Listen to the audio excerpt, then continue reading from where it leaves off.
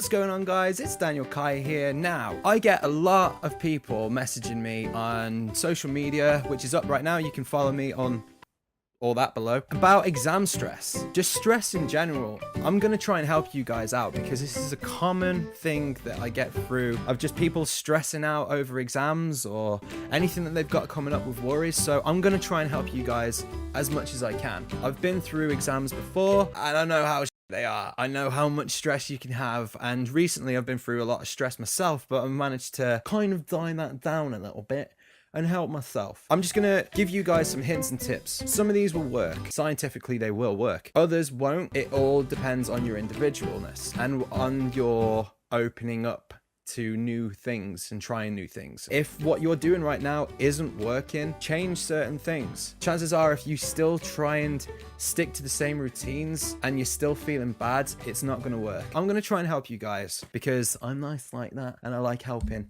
because I love you guys to pieces. And I just really want to make you guys happy. When it comes to exams, you've got a lot to learn. So much stuff. You've got exams coming up by a set amount of time and you're just stressing to cram everything in. So you forget to eat, you forget to exercise, to bathe sometimes. All of these are big no-nos. You need to make sure that your body is healthy, that your mind is healthy. You need to eat well. That's the first thing I'd say. Make sure you give yourself time to relax a little bit. Take a longer bathe in a bath or a nice long shower just to try and keep your mind off it. Exercising is one of the best things that you can do as well because it's very easy to do. Go out for a quick walk, go out for a jog, change your surroundings. If you're stuck in a room, it's not going to help you. It's just going to add the stress. You need to go outside and change your surroundings. It will help. When you become stressed, you have stress hormones. One way of getting rid of these stress hormones is actually moving and sweating. It's going to kill off the hormones that's going to make you stressed and anxious. And so go out, get exercise. It also helps your body just kind of get better.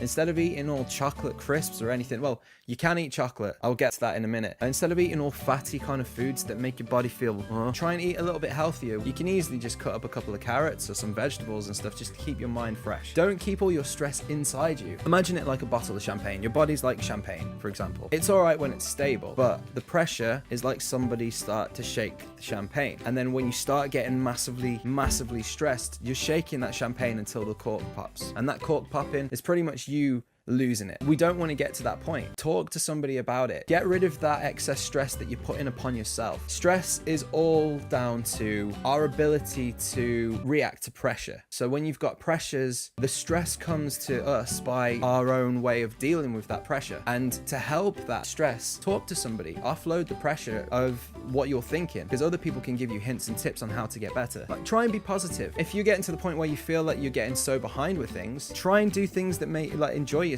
Go on social media a little bit, go on YouTube, watch some videos, including mine, just to kind of de-stress yourself. Keep to a study plan. By a study plan, I mean have the end goal in sight. Don't just leave it till the last minute. Prepare. It's easy to say, but it's so hard to do, honestly, because there's so many distractions. And you've got website blockers, self-controlling website blockers, which is awesome. It's both on Mac and it's on PC, and it'll block off social media. It'll block off websites that are going to distract you for a set amount of time. So if you know that you're setting a couple of days or a couple of hours per day to revise, use that social blocker. It's so easy for us to get distracted, and eventually when the exam comes, you're not prepared.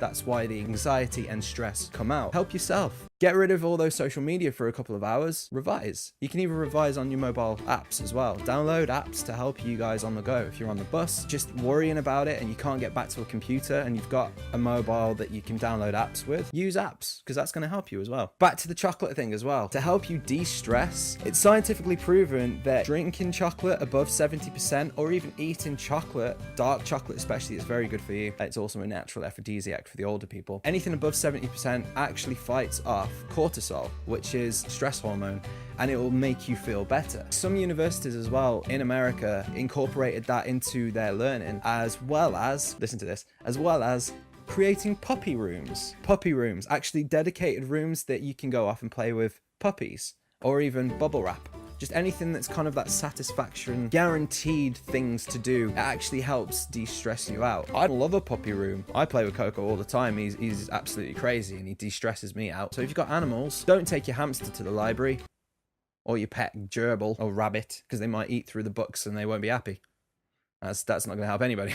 That's going to stress out the librarian. Animals help reduce the really bad neurochemicals inside your body, and they help actually promote the good chemicals to make you feel less stressed. I know you guys are stressing out, and I know that you guys need to get an exam done for tomorrow, but it's all down to your timings. Sleep well. Your body needs sleep to recover, and I don't know what I'm doing with all this. I know it's easy to be like, oh, well, if I sleep less, then I'll be able to get more done. I'll be able to learn more.